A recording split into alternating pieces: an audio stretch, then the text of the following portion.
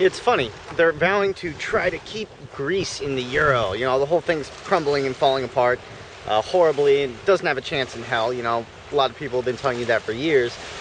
But the euro is one of the most horrible things that ever could have happened to Europe if you think about it. All right, I took a look at the Greek stock market chart. This actually stunned me. I didn't think it was this bad.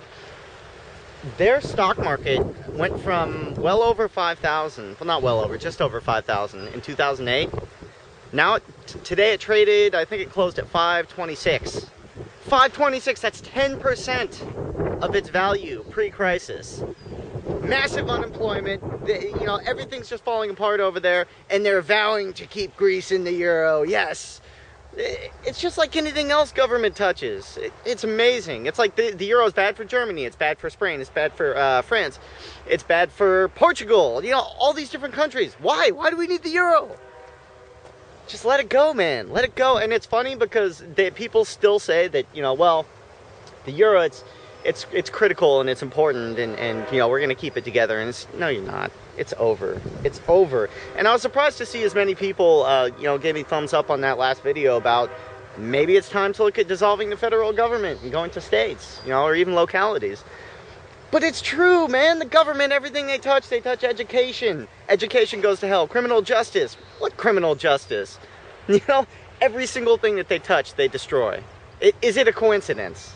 My God. I mean, it's just a matter of time now. But you know that I've been an advocate saying that the euro, it's toast. It's over. It has been since its inception.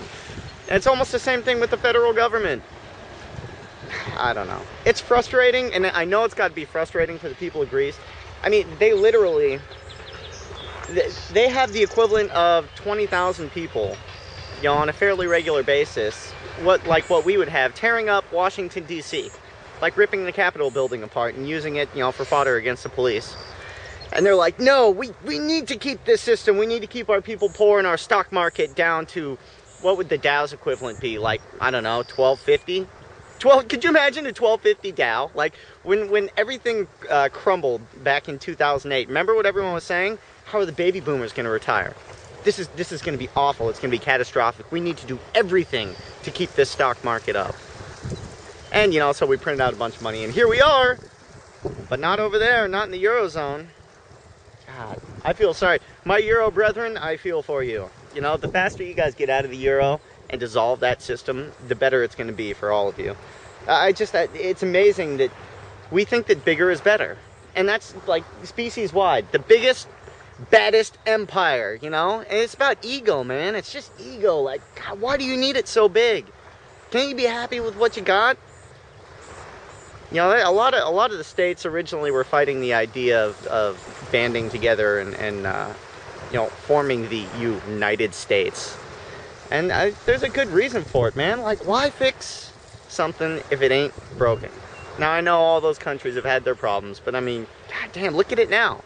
It's almost worse than it's ever been. You'd have to go back to, you know, pre-industrial era times, I think, to see, well, despite the world wars, but that's, you know, due to madmen, to see a more damaged Europe, God, and, you know, a more damaged U.S.